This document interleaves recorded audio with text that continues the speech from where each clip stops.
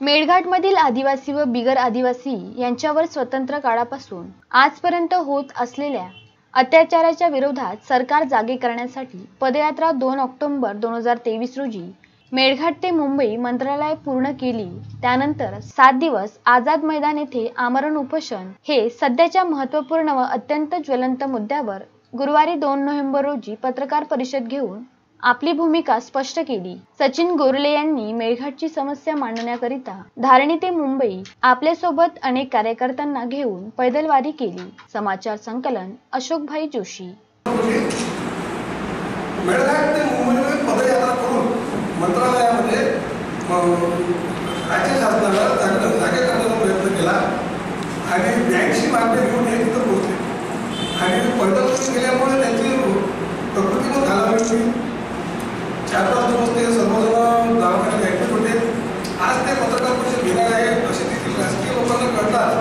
त्यांच्यावर रात्री प्राणघातक हल्ला सुद्धा झाला। तिथून त्यांना अमरावतीमध्ये रेफर केलं।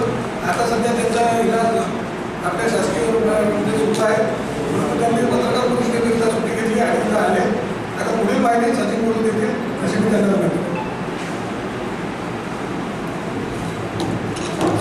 स्वातंत्र्य काळापासून आमच्यावर सतत अत्याचार चालू।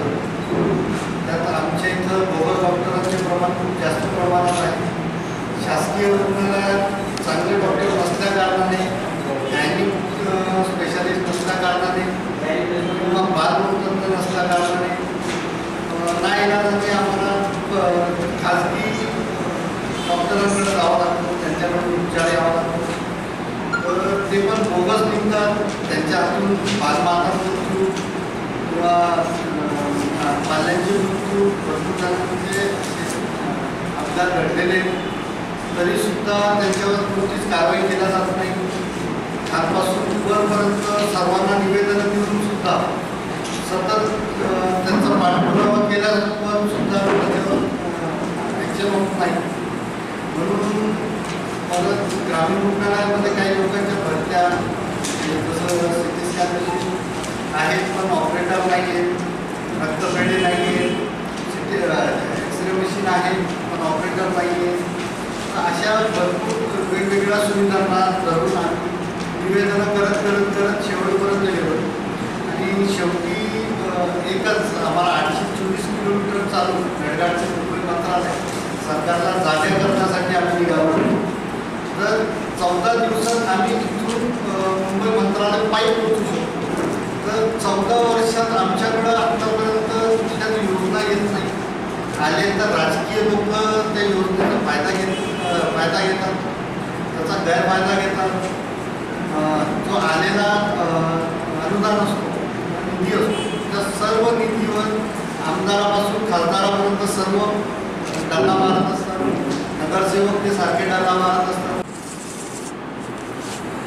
मैं सचिन गोपाल राव गोरले, मैं मेलघाट से हूँ और मेलघाट से 1947 से जब से भारत स्वतंत्र हुआ है तब से हमें सुख सुविधाओं से हमेशा वंचित किया गया है। जो बेसिक सुविधाएं होती थी हमारी वो भी हमें मिल नहीं रही है। जो भी आ रहा है सारा राजकारणी फंड वो राजकारणी लोग यूज़ कर ले रहे हैं और किसी के जागरूक जनता नहीं होने की वजह से, हमारा आदिवासी पिछड़ा भाग होने की वजह से ये लोग हमसे हमेशा अत्याचार करते हैं। अगर कोई विरोध करता है, जैसे मुझे आज मैंने विरोध किया है तो मुझ पर इन्होंने अत्याचार किया है, तलवार से लेकर मुझे मारहाण की है।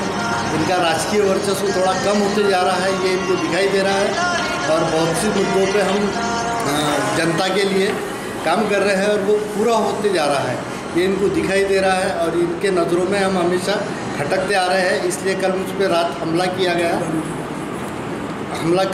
गया और तो हमारी बेसिक सुविधाओं के लिए हम हमेशा लड़ते रहेंगे। जो भी है हमें जहाल मतवादी होना चाहिए या फिर बावड़ मतवादी होना चाहिए, ये हम उस समय उसको ठहराएंगे।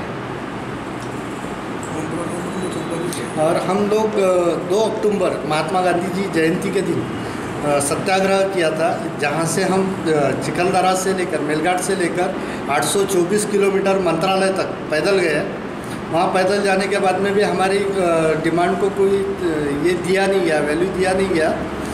सुप्रियाताई सुड़े हमसे मिलने आए, कुछ आमदार आए, जैसे रोहिणीताई खड़से आए, कुछ वंचित बहुजन के नेता आए। इन सभी ने उस पर आक्रोश जताया, बट सरकार को उस पर जाग नहीं आई। फिर भी हम 7 दिन उपोषण पे बैठने के बाद में फिर 54 मुद्दों पे सकारात्मक चर्चा की गई और हमारे वो मुद्दों पे निराकरण करने के लिए हमें कलेक्टर ऑफिस में बुलाया गया। तो उस पर हम लोग चर्चा करने वाले हैं और आगे नियोजन करने वाले हैं।